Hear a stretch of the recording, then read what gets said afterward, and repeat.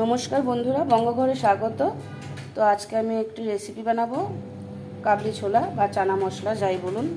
এই যে এটা আমি 7-8 ঘন্টা ভিজিয়ে রেখেছিলাম, বেশি মানে রাত্রেবেলায় ভিজিয়ে রেখেছি, সকালবেলা করবো বলে। আচ্ছা, এটা আমি এখন জল দিয়ে দেবো, দেখাচ্ছি। হ্যাঁ, জলটা দেওয়াটা এখানে একটা কাপড় আছে, কাপড়টার মধ্যে লবঙ্গ, এলাচ, দারুচিনি আর চা পাতা, কিছুটা চা পাতা দেব, আর একটু দেব। আচ্ছা, এটাকে আমি 4-5 গিট মারবো। গিট মেরে আমি আপনাদের দেখাচ্ছি। আচ্ছা দেখুন, এরকমভাবে আমি গিট মেরে নিয়েছি, ঠিক আছে। মেরে আমি কি করলাম, এই যে ডালটার মধ্যে দিয়ে দিলাম, কাবলি ছোলাটার মধ্যে দিয়ে দিলাম। দিয়ে এটাকে এবার নুন দেবো, আমি নুন দেবো, কাঁচা লঙ্কা দেবো, দিয়ে এটাকে এবার সিটি মারবো। মারা গেছে। আচ্ছা, আমি 2-3টে তেজপাতা এটার মধ্যে দিলে ভালো, তো এমনি দিয়ে দিয়েছি। আর নুন দিয়ে দিচ্ছি। এখন একটু স্বাদ মতো দিলাম, লাগলো আমি আবার পরে দিয়ে নেব। আমি কটা কাঁচা লঙ্কাও দিয়ে দিলাম।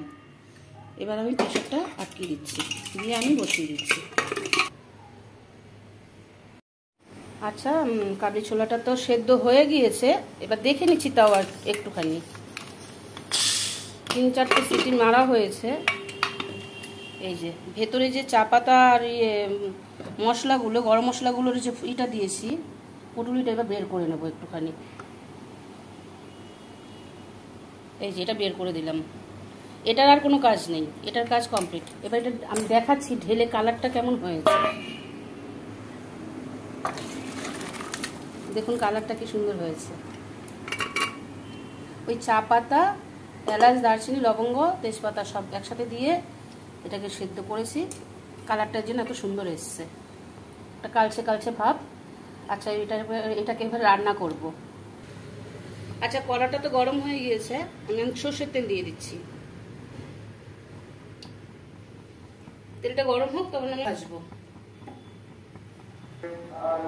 আর মশলা কি লাগছে, এখানে পেঁয়াজ কুচানো আছে, এখানে আদা আর রসুন একসঙ্গে পেস্ট করা আছে, আর টমেটো আছে, আর শুকনো লঙ্কা আর গোটা জিরে ফোড়নে দেব।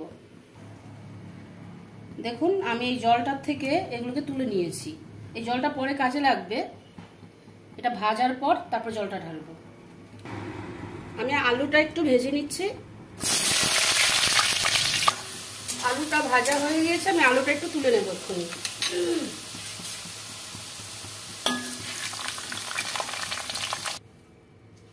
আমি শুকনো লঙ্কা দিয়ে দিলাম, 2টো শুকনো লঙ্কা দিয়ে দিলাম, আর একটু গোটা জিরে দিয়ে দিলাম। এবার আমি এক এক করে সব দিতে থাকবো। এবার পেঁয়াজ কুচানো পেঁয়াজটা দিয়ে দেব।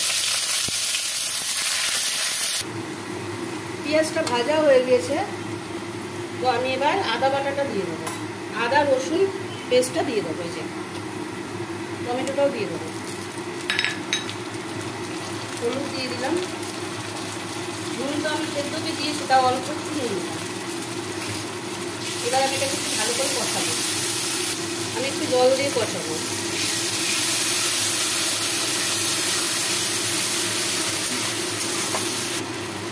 আমি একটু লঙ্কা বাটা দেবো, অল্প একটু, সামান্য।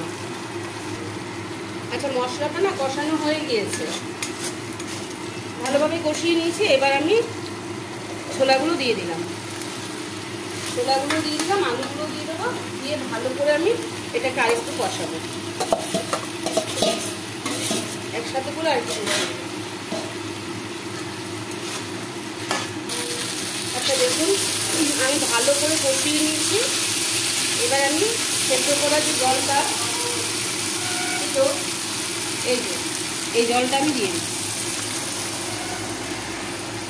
কালারটা একটু অন্যরকম হবে। তারপরে আমি মশলাটা দেব, চানা মশলাটা একটু সেদ্ধ হবে, তারপরে দেব, একটু সেদ্ধ হোক। দেখুন হয়ে গেছে, মোটামুটি হয়ে গেছে। আমি এবার চানা মশলাটা দিয়ে দেবো,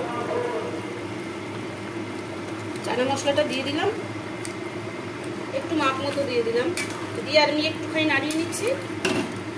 মশলাটা দিয়ে বেশিক্ষণ রান্না করা যাবে না।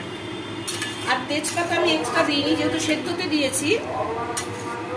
তো আপনারা এইভাবে একদিন একটুখানি বানিয়ে নেবেন। আজকে এই অবধি, টাটা।